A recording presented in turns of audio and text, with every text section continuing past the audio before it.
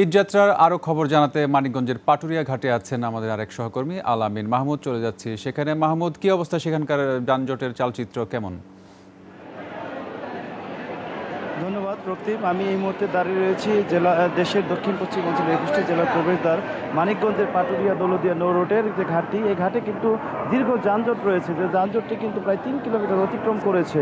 যাত্রীবাহী যে বাসগুলো আছে সেগুলো কিন্তু কিছুটা যানজট কমলেও কিন্তু পণ্যবাহী গাড়িগুলো কিন্তু এখনো যানজট আটকে আছে। এখন যে কোনো ব্র্যান্ডের পুরাতন এসি বদলে নতুন ওয়ালটন এসিতে উপভোগ করুন 25% ছাড়। অন্যদিকে যেমন ফেরিঘাটে যেমন চলার কথা ১৭টি ফেরি থাকলেও কিন্তু সচল রয়েছে ১৫টি। সেই সাথে কিন্তু লঞ্চের কথা, বৃষ্টির মধ্যে লঞ্চই চলছে, কিন্তু রোদিত স্রোত বেশি থাকার কারণে আসলে কিন্তু এখানে যাত্রী পারাপার কম হচ্ছে, দীর্ঘ যানজটের সৃষ্টি হচ্ছে। যাত্রীরা বলছেন যে এই যে চরম ভোগান্তি, প্রতি ঈদ আসলে যে ভোগান্তি হয়, সরকার কেন এখানে ফেরির পরিমাণ কিংবা লঞ্চের পরিমাণ বাড়াচ্ছে না, সে বিষয়ে কিন্তু তাদের প্রত্যাশা রয়েছে যে তারা যদি নির্বিঘ্নে যেন তাদের ঈদ যাত্রা করতে বাড়ি ফিরতে পারে। তাদের কিন্তু এই প্রত্যাশা সবসময়ের জন্য রাখছে।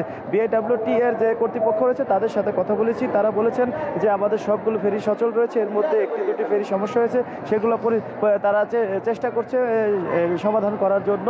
এ পর্যায়ে যে পরিস্থিতি রয়েছে যে মহাসড়কের যে ২ লেনের রাস্তা রয়েছে, সেই রাস্তার কারণে কিন্তু যানজটের পরিমাণটাও বেড়ে যাচ্ছে বলে অনেকে ধারণা করছে। আর অন্যদিকে যে গাড়িগুলো রয়েছে, বিভিন্ন জায়গায় গাড়ি বিকল হওয়ার কারণে কিন্তু যে রাস্তাগুলো রয়েছে, রাস্তায় কিন্তু যানজটের তৈরি হয়ে যাচ্ছে।